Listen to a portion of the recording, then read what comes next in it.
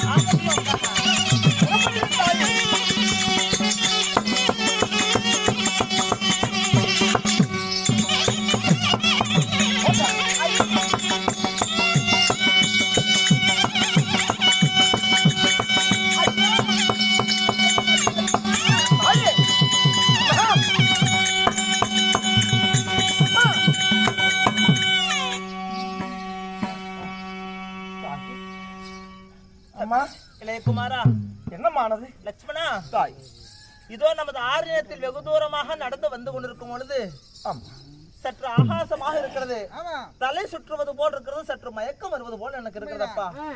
இனிமேல் என்னால் நடக்க முடியாது.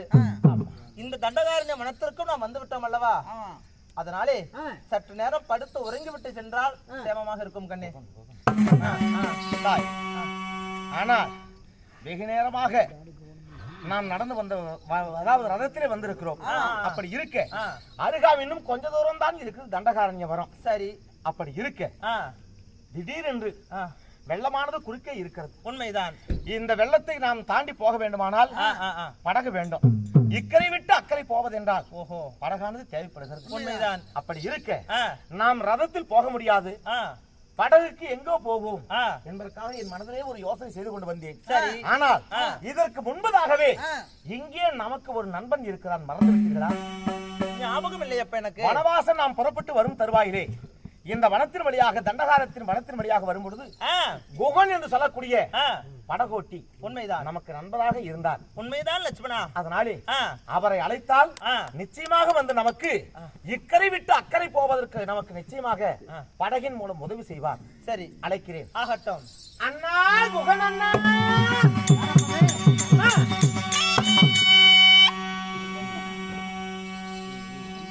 அண்ணா, யாரு? லட்சுமணனா? லட்சுமணன். இதோ. வணக்கம் தாயே. என்ன இங்க வளர்த்தல அண்ணா, குகன் அண்ணா.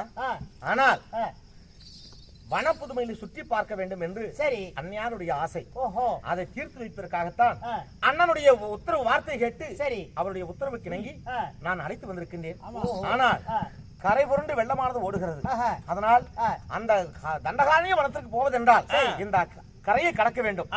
அதனாலே நீங்கள் தான் உங்கள் படகின் மூலமாக எங்களுக்கு உதவி செய்து இக்கரையிலிருந்து அக்கறை கொண்டு போய் விட வேண்டும்.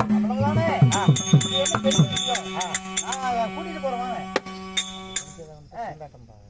ஆனா ஒண்ணு எப்படி நான் அப்படி அந்த கரை அக்கறைக்கு கொண்டு போகணும்னா தாயானவர் பாடணும்.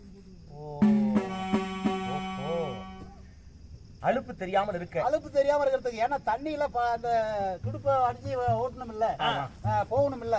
அதனால அந்த அம்மா பாட்டு பாடினா அந்த பாட்டை கேட்டுக்கிட்டு அப்படியே சலுப்பு தெரியாம போயிடலாம். தம்பி லட்சுமணா, அன்றைய காலத்துல வனவாசம் வரும்பொழுது இந்த கங்கா நதிக்கரையை தாண்டும் பொழுது இப்படிதான் ஓடம் செலுத்தினான்.